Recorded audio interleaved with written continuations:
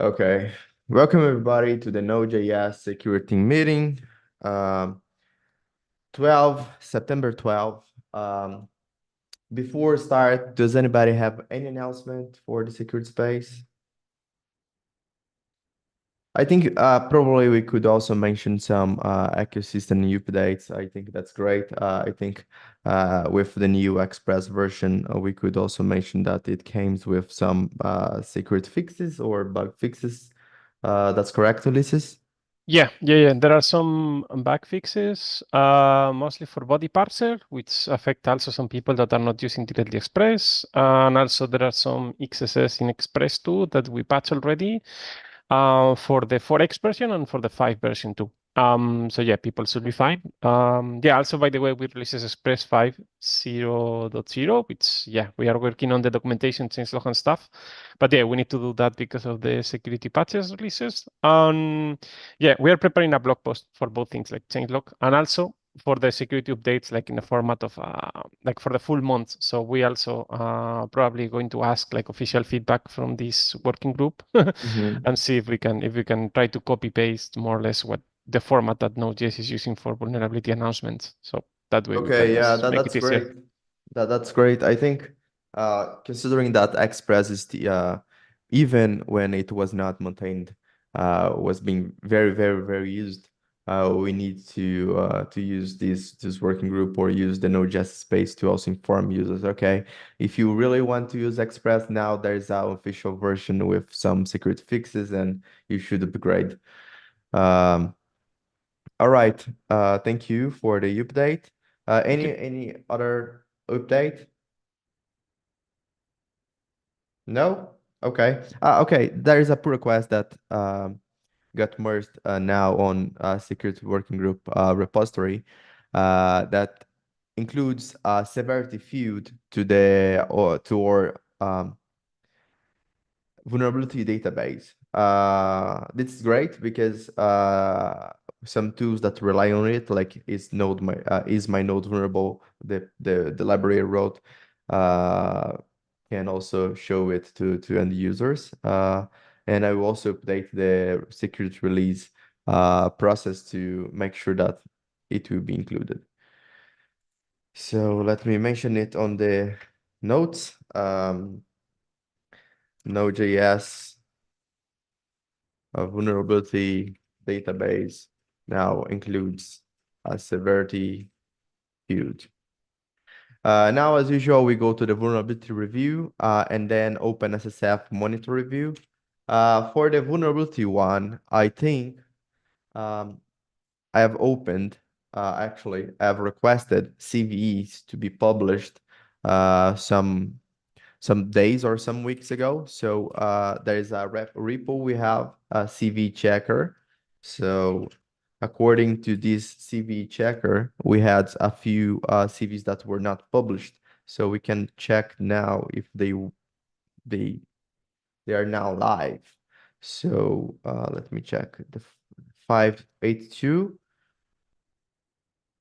NVD uh, API is getting trouble. I think I will need to do it asynchronously. Let me check. Yeah, it's getting trouble, but I will double check. Rafael will double check if the scheduled CVs were now published. And for the vulnerability review, let me go to the repository again. There's a V8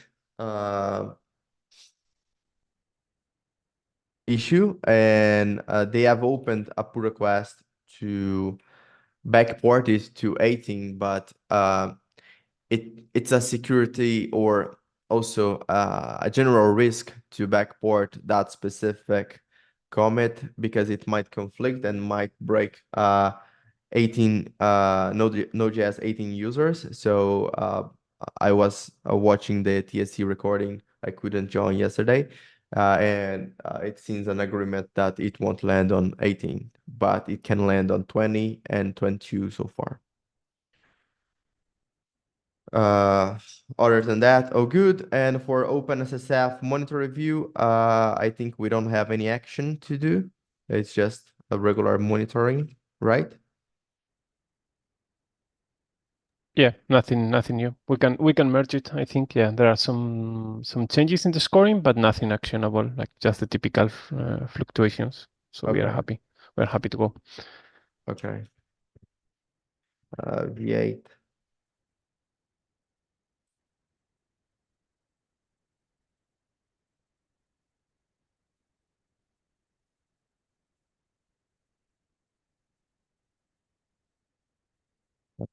V8 backport.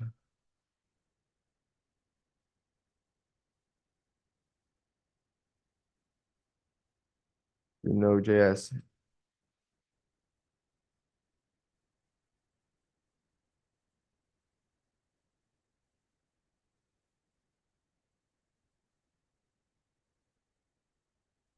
Okay, now we go to the regular agenda. We have the issue on Node.js for 54364. I remember, if I remember correctly, they they didn't update the pull request, so they will join next week to discuss it again. So no action needed for no action this week. And then we go to the security working group agenda. We have the Just one uh thing I would note is that some people wrote on the issue that they're working on a similar thing for Linux. So that's Yep. definitely something to interesting to keep track. Yeah, I think they have mentioned in the last meeting that someone was looking, but there's no um, official support on Linux machines and macOS. They have no idea. And even though it goes to Linux, it means that it won't be supported for specific kernel versions. So still, we need to consider that this feature will be Windows only for some environments, and in the best scenarios, it will be supported in latest kernel versions on Linux. But for macOS, no plans yet. All right, moving on. Any other uh, action for Node.js Core? I don't think so. Let me check my backlog if I have something uh, for the secured space. I don't think so. Yes, nope. Um, Now we go to the threat model. We have the audit build for dependencies. I think we don't have action on that because this is an initiative championed by Michael, and he's not here now. And for the automation of security release process, I don't have updates for this week. I've been working on different things for this week and the last one, but we had very good improvements. And I would like to mention the Antoine pull request that promotes releases in a command using git node release, and it's been working very good on my test on my 22 versions. Okay. Ulysses, do you have any I see you pointed something to the Q&A session. Yeah, I added something additionally. I saw a discussion ongoing on the. I mean, we were tagged in a discussion ongoing on the website repository. There is like a new feature in the scorecard that you can just add, for example, custom settings. Let's say, for example, you have like, if you remember, we have this issue in Node.js, like having some binaries in the source control. So that normally is like flag as an issue. So now you can like add a justification, say something like, yeah, we know that we have binaries, but those binaries are used for testing, whatever. So that's something just to notice that might help us to write some scoring. Aside of that, for this specific concept, they are preparing a pull request for ignoring dangerous workflows, basically, if I remember well. So the idea is there to discuss if we are happy with that change, which I think can be a good option. But in the other hand, it's like we are not tracking like if new workflows having this issue. I created a separate PR to see if just adding a validation to the event that is triggering that workflow will be enough for solving that problem. Basically, it's like the typical untrusted code kind of thing. So basically, I think if we say like type of events is a pull request, then you get the commit hash from the fork. Otherwise, you get it from the reference of the branch that you are running on, kind of thing. So maybe my approach doesn't solve it. I mean, I didn't have any way to test it that without merging it. I mean, I can do it in a fork, but I just tried with some support from ChatGPT, but not very sure if that solved the untrusted problem. If I remember correctly, there is a tool called ACT that allow you to run it on locally. I don't think I don't know if Oh, this will true. work for your use case because it relies on environment variables, right? So you need to get access to them or Yeah, it's a little bit tricky because the problem is like even if I try it, I need to get like the OpenSSF scorecard reports generated for that repository. So I think the problem is like I mean I can run that locally and see if I get a different scoring. Yeah, I yeah, can probably try. I think that it might work if you have like action checkout because it will simulate everything. And you also can simulate events like on open pull request and things like that. Yeah, So yeah, for this that's case, I correct. think it might work without like having to push a lot of things to Yeah. trigger it. Um, I think that's it. So let's go to the threat model. Okay, there is one participant, Michael. Yeah, I make it here. Yeah.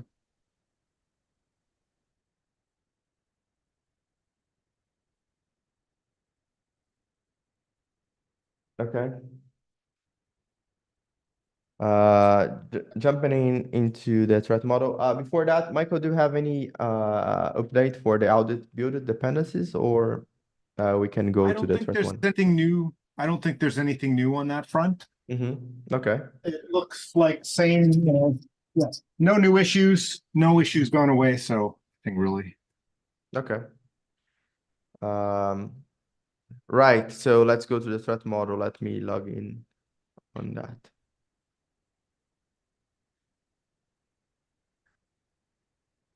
Good. Is everyone there?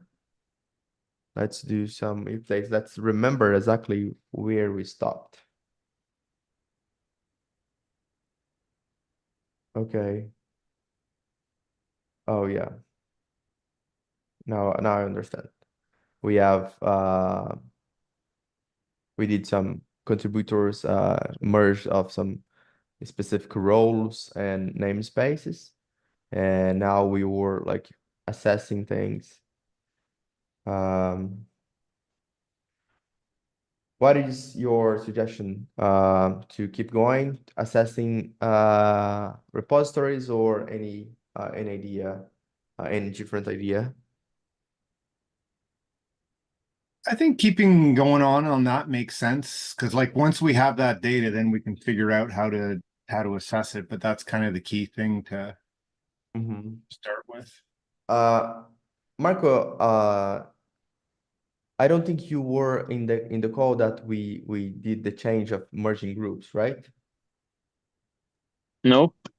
So that would be a good thing to check. If you can go to the HackMD and look to the table and see if you think that's easy to read, it will be a good feedback. Can you paste it in the chat Yep. real quick, or I will need to look into my emails? Yes. Here we go.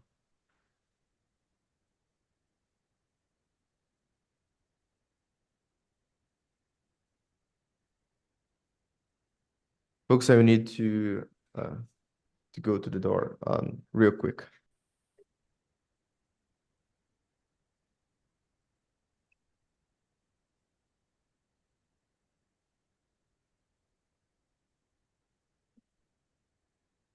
Okay. Um,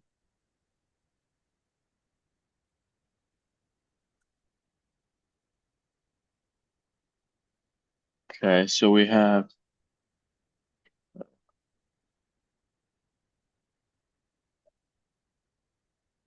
Yeah, I think the difference was like we combined, like if you look at the top, there's like build where it says test infra and min, and then in there we have like the read, write, read, or whatever for those three in a row, as opposed to we used to have separate columns for each of them. So I think last time we were like, how do we squeeze the number of columns down to something more reasonable?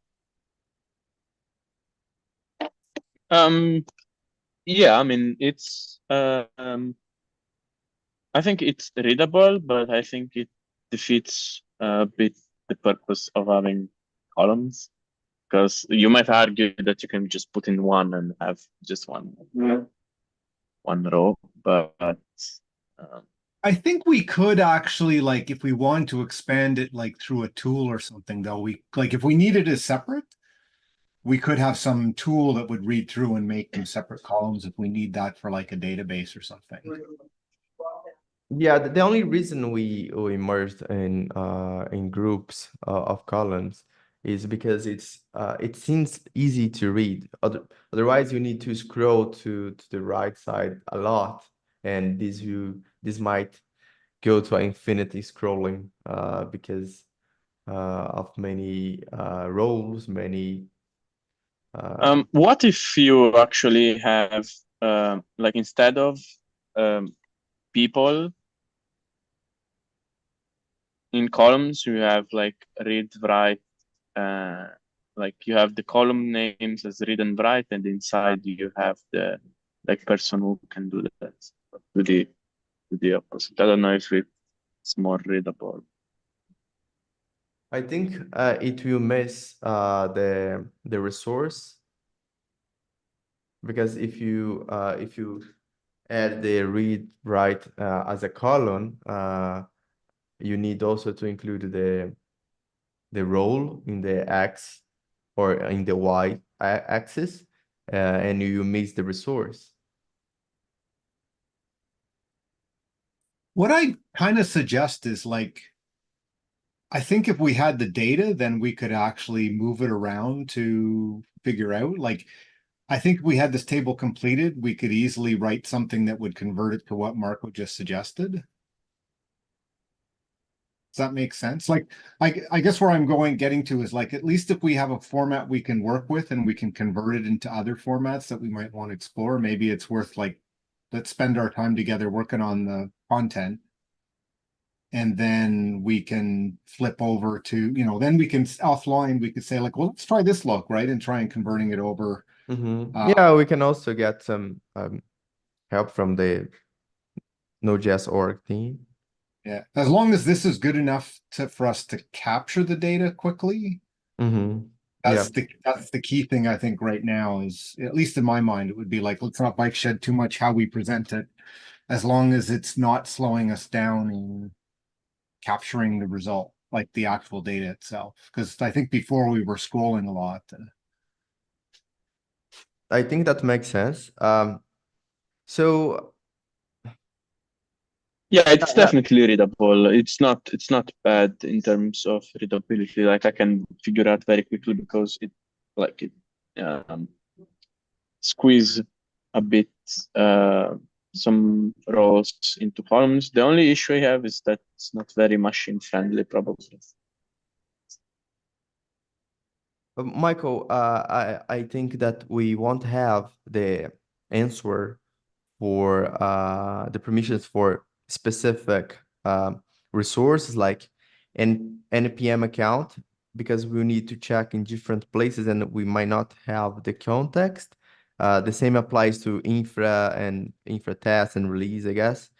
Well, So let's fill them in best as we can, because I think I can, like, as we go through, I okay. think I can talk to that and we can see, like, Yeah, even my if we get it suggestion was slightly to wrong. Yeah, go yeah, ahead. my suggestion is to keep filling it this week or Yeah. this meeting And then after the end of this meeting, I make sure to open an issue on the security on the TSC repo and paste this markdown and allow them to update when they have if they have the answer. Yeah, no, I think that's good. Like, let's see what we can fill in, and then we can ask the build team and the other people to say, like, help us. How close does this? How accurate is this? So, like Okay. the npm account, I believe that's just the TSC.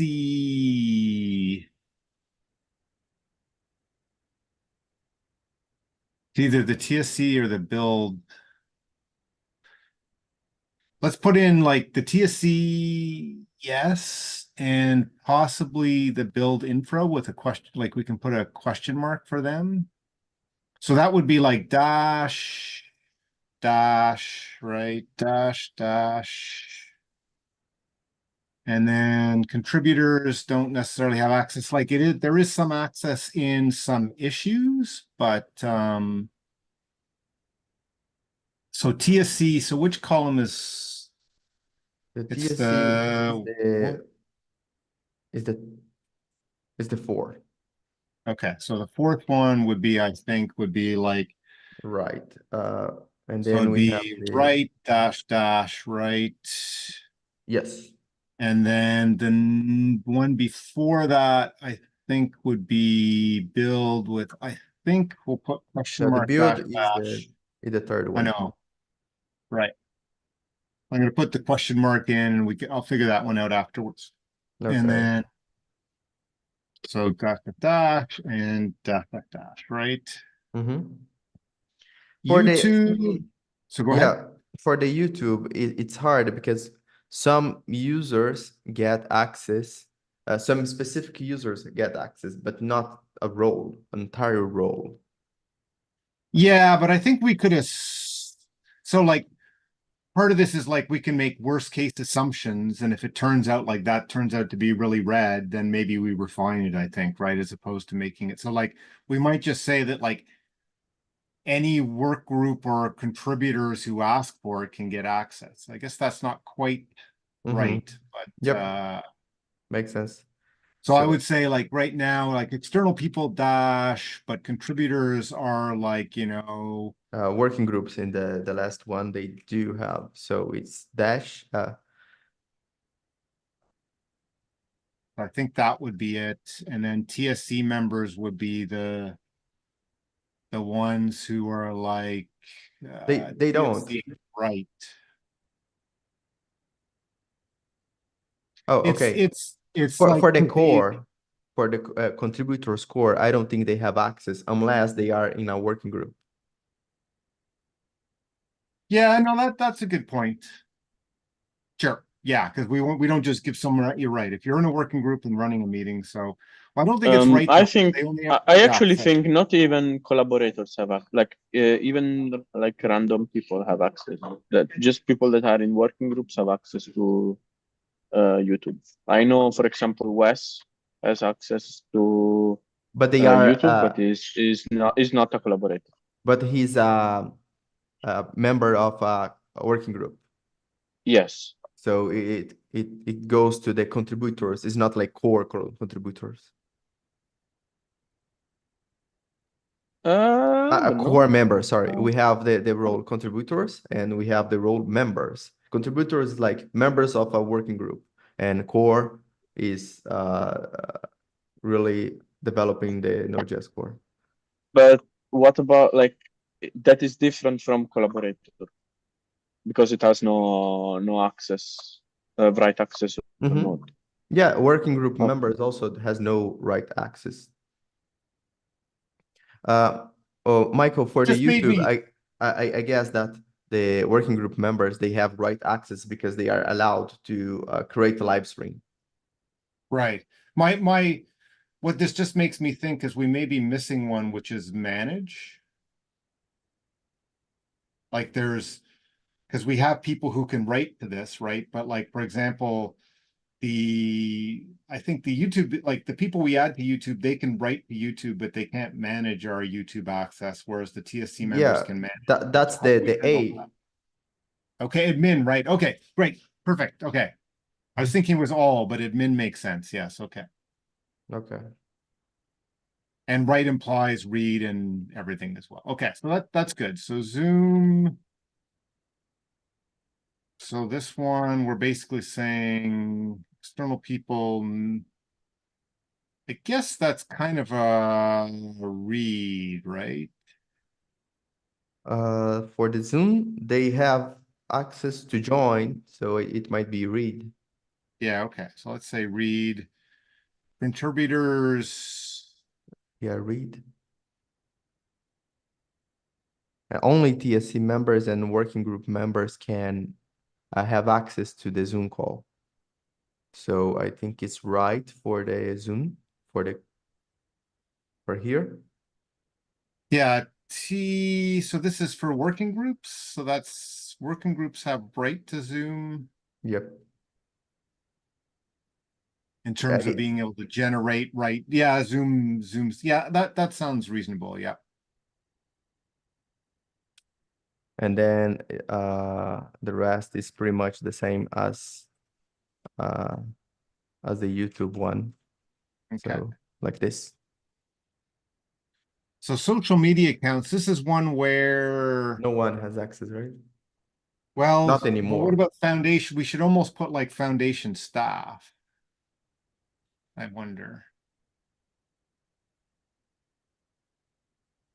I think the foundation has no access to the node. Like the foundation cannot add malicious code to Node.js core. So I think that's doesn't categorize as a role that we should care about in this table, I guess. Right, social media accounts. So yeah, It's let's just just, no, yeah, no, I'm no just, to all. Because yeah, okay. previously we Yeah, I had the agree. Like some of these, you're right. So, okay, let's just say social media account, like effectively nobody has access to those and Mhm. it doesn't really matter, right? Yeah. Okay, so yeah, you can, right. Previously we had Yeah. the Node.js tweet repository, so it was different. Right. Okay.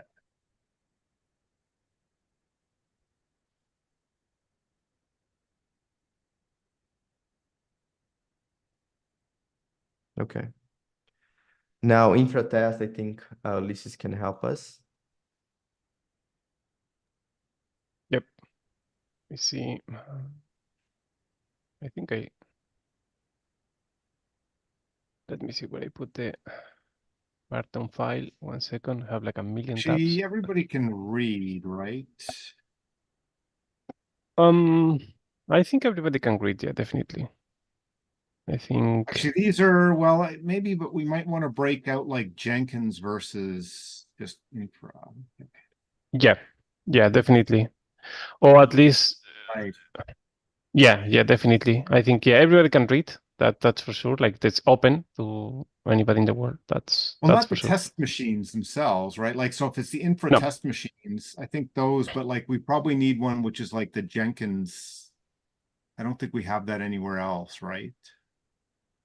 Yeah, because I think like what we consider like infra test. Infra test is going to be like test machines, and infra releases like the PMs itself, or it's more like the Jenkins piece. I think we should split it because Yeah, I think we do need to. That's why I was just adding those two.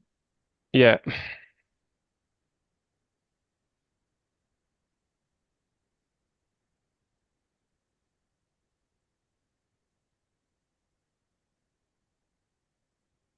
So like for the actual test itself, there's no access to external people, right?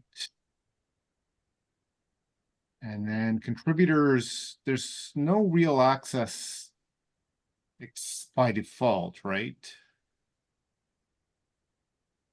For the contributors, not in the release one, not for sure. In the test, they inherit from they have even more control. I think they can retry jobs probably. Not only releasers, like everybody can. I mean, not externals, right? I think we could assume that like core collaborators have write access because like they can start jobs which can run Yep. code on the And then also we often give people like core collaborators access to debug things. So that I think is maybe a good Yeah. like conservative thing. Yeah.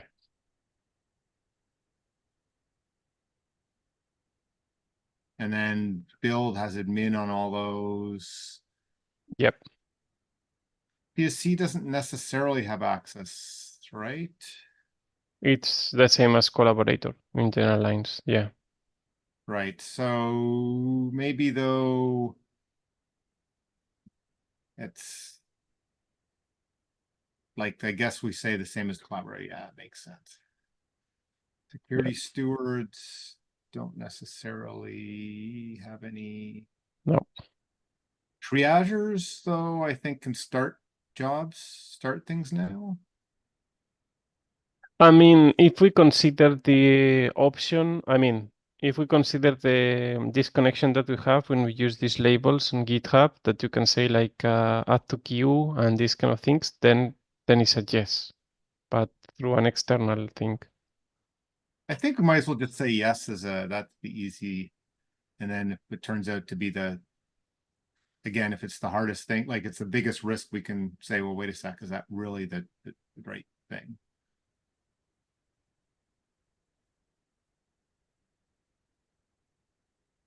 So infra release is going to be less, right? Yeah, like no external people, that for sure. Also, I think like core collaborators, triage, and working group, I think they don't have any access by default. Yeah.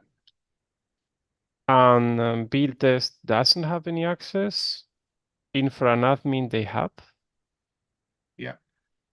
Admin, I mean, TSC, they don't have by default. And release team, they should have read only. Maybe read and write, right? Like retrying things. Yeah, I think so. Yeah. And then security stewards, they don't necessarily triage this external, nothing. And then GitHub Actions and plugins. Do we use GitHub Actions plugins in release? I don't think so. Not yet, I No, guess. no, it's a manual No. process. You have to go there and trigger it. Yeah, it's one of the steps. So then this would be quite similar. So like infra.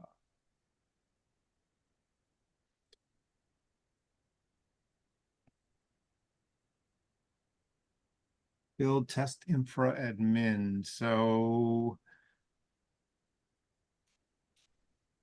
actually test in infra, I'm trying to think admin might not be, I guess we have admin as in terms of you can admin stuff, but I think. Right, so infra basically. I'm just thinking, do we actually have a build admin group? Have to go back and look at the different, what they're called. I know we have test, I know we have infra. But the admin, don't know if that's like what has access to release or what. Sorry, I was filling the table for the others Yep. for the other rows. What is the Jenkins? What is the difference between infra test and Jenkins CI test? I Well, one guess. is just the CI and one is like access to machines and stuff. Sorry, go ahead. I think Yeah, exactly. it won't have difference, right? Like in It terms it of has. permission.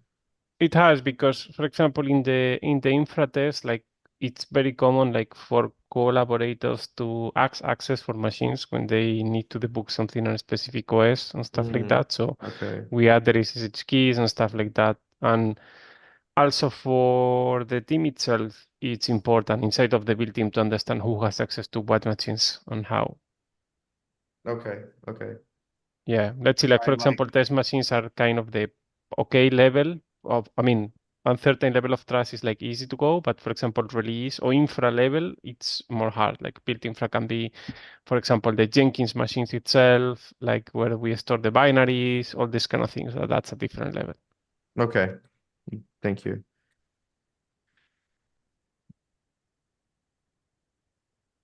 Yeah, I think Yeah, the I guess key we have risk Jenkins there. admin.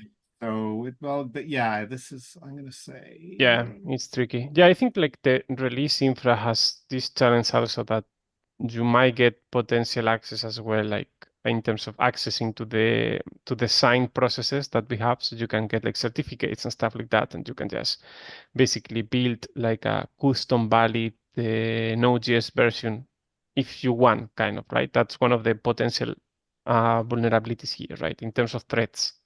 So that's why it's important for us to split, for example.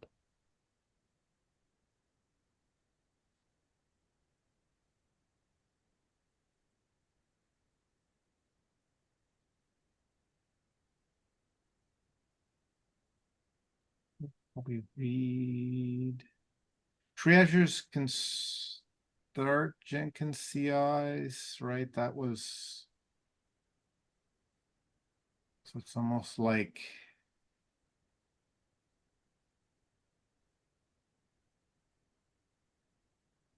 I'm just trying to.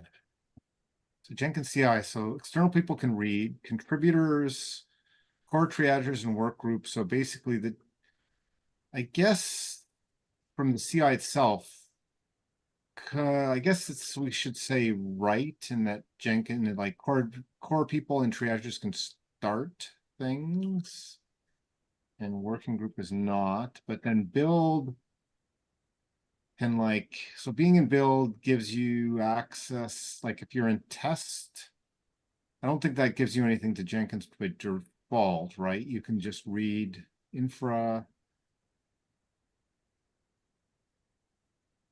It's kind of like admin is, yeah. Well, actually, but I think we got to say right. And then, Yep. and then the TSC releasers and moderation, that doesn't give you releasers, I think, have probably more access to the test. Not by default. It's the same as a regular collaborator. Right. I think releasers they get access to spin CIs when the CI is locked in lockdown for secret release. Yeah, I that's think, true. yeah, So That's true. I think releases has right access to this. Yeah, yeah. I mean, the embargo doesn't apply to the releasers. Mm-hmm. So I don't Yeah, know if we need a separate Jenkins CI embargoed line possibly. No, I think we can just add a note and say like the embargo doesn't apply to the releasers, so they can still doing things. Well, the same goes for obviously all the admins and stuff, right? So that's why we put this CSS thing saying like, please don't modify right now, right?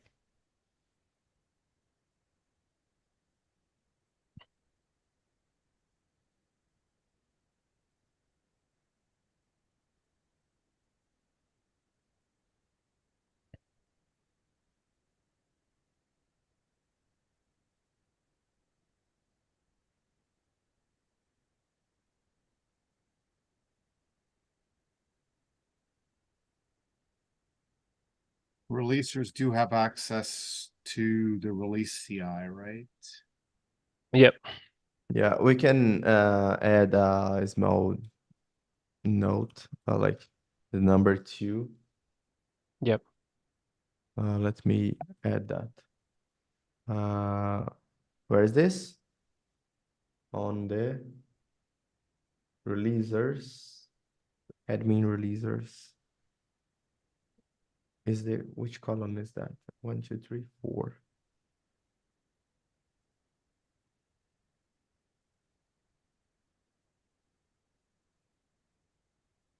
Like this.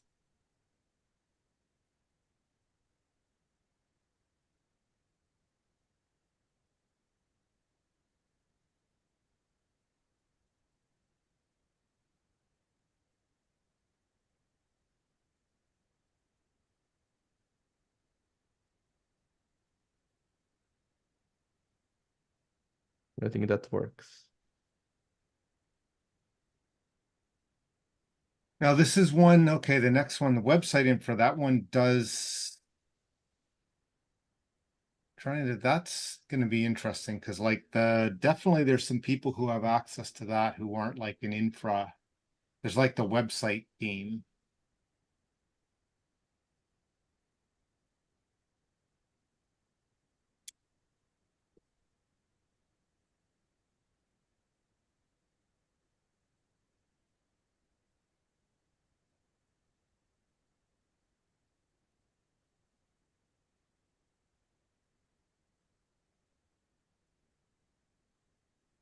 Website infra, I mean like the Vercel, like the new one, right? Not the legacy one. Yeah, well, exactly, right? Like there's some Okay. people have access to those. Yeah. Yeah, that's true. It's sort of like it's half and half. So I'm gonna say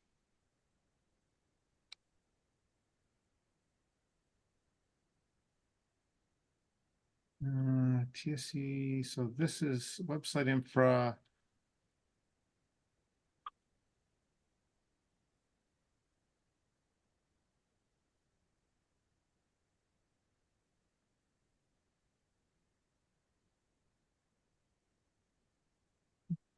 GitHub Actions, I think those might be used on the infra. No, probably not.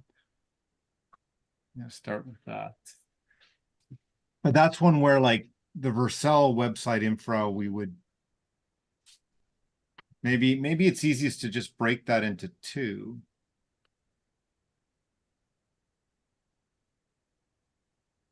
Although I think our fundamental thing is we're missing like the website team and the people who have access to that. We can add the question mark and then we ask them in the issue.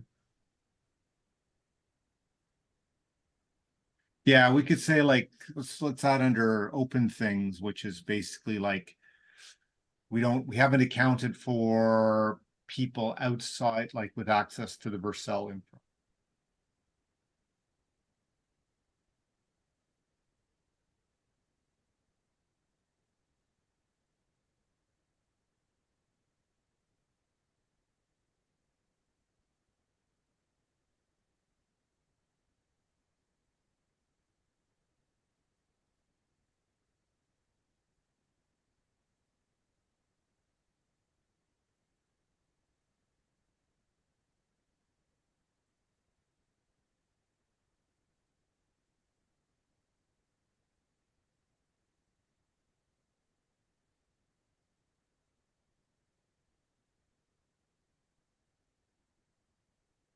We have a different email too, right? Like we have our email lists. But I don't know if we put that as like, yeah, it doesn't really fill under Is there infra. node.js stack only, I guess?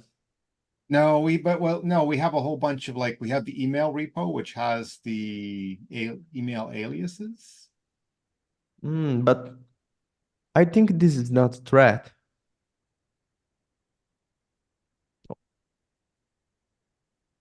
Potential malicious Okay, yeah, infrastructure. it can be a threat if they have access to like TSC .io forward emails, Yeah. but I don't know how we would assess that. I think it could be like malicious use of infrastructure, potentially. So why don't we just put another email? So this would be bio.js aliases. And really that's like, I guess that is read because anybody can read the repo. It's not just the aliases, it's sort of the aliases and the infra.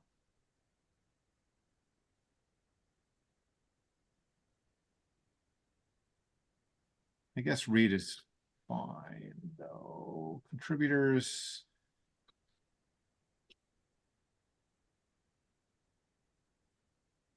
This is like infra. dash dash.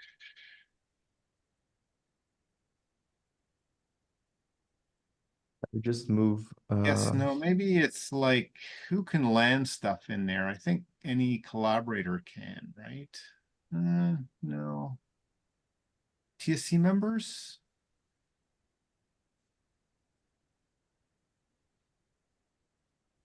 I think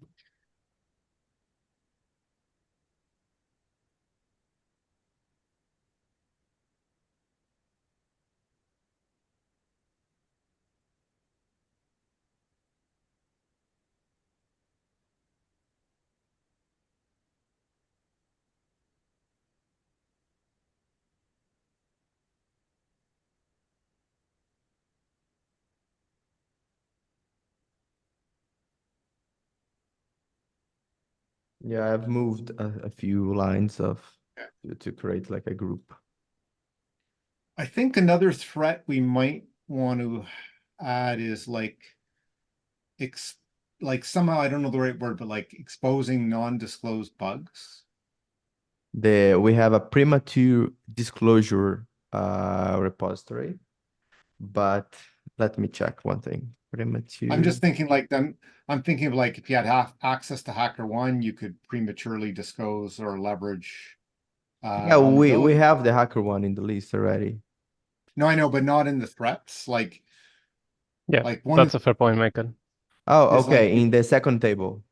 right in the second table, because like you could do that, or if you Mm-hmm. have access, like the reason we lock down the CI is because like that gives the premature access. Yep. So I think like there's a Yep. few different ones. So I was thinking like premature access to vulnerabilities or something, or disclosure. Yeah, I don't know what the right. Yeah, premature disclosure is the. Yep. Okay. Mm-hmm. Okay, so for the first table, access per group, I will open an issue Mhm. on the TSC repo and just paste this markdown and ask for feedback and review. Yeah, help us get this right. You know, we've taken a first cut. Is Okay. Make sure to do that. Amazing. Very good. Yeah. Very well done, though. yeah. There is maybe another thread that can be tricky, which is like, I'm not pretty sure with the email system that we have, but for example, like impersonation, like someone who can potentially like that represent the organization, let's say like a infra member or someone who has access to support pages, stuff like that, can just say like, ask for changes in support, things like that. I'm not very sure how to make that because actually we don't have a way to send emails, right, using the domains from the organization, but you can still have access, for example, to Mac Stadium. Like all the build team has access there, so we can ask to remove a cluster or modify a cluster and things like that just by polluting a support, legit support, right? Right. You're saying like somebody external pretends to be a collaborator is the No, or someone that is a collaborator or someone who has, like, for example, let's say someone from the infra team can go to Cloudflare, for example, support and say like, look, we have an issue and we have some misconfiguration and we want to change the IP for the DNS, but we cannot do it whatever reason, but please do that for us. So that way you can, like, you accept your capabilities, and you make like malicious decisions on your own on behalf of the full team, right?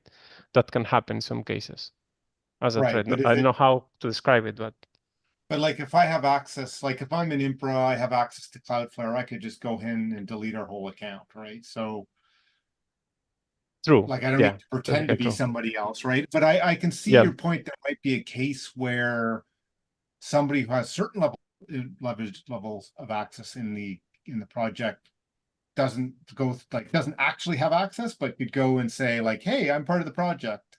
yeah, Do exactly. Like I'm something for listed me that they here, shouldn't be and able to do. Yeah. exactly, we cannot reach these people because they're on holidays, whatever, and then I'm the one that who is going to be in charge, and this happen and whatever, and try to abuse that and elevate the permissions at the end, right, by a third party. Right. That can be a good option. Yeah.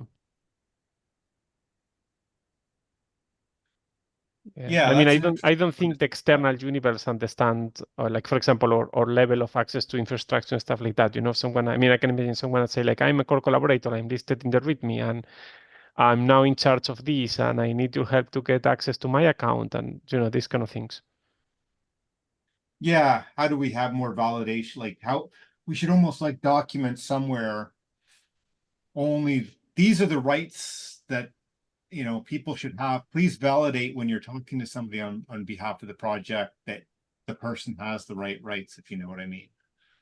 Yeah, this kind of thing, especially with and we can include that in the new like agreement contracts that we have with the providers. Also, that I think is better clarification and go Yeah. to the internal processes, because otherwise, just a README saying that that I think a third party from an employee from a third party who is not in touch fully with the project will not know, but that way it might be better. Yeah, maybe find like a really edge case, right? But just in terms of threats, yeah. Yeah, impersonation. Would put that like maybe that would be impersonation, escalation, privilege, privilege, escalation through relation. I have to jump to another meeting. Oh, yeah, that's true. Yeah. Okay, I'll just put that in there so that we remember to think about it. Thank you, Michael. Okay. I will open the issue right now. Thank you, folks, Okay. for joining. Great. Excellent progress. So next week, in the next meeting, we will work on the threat table, and I believe we will have good feedback until then. Thank you for joining. Hope to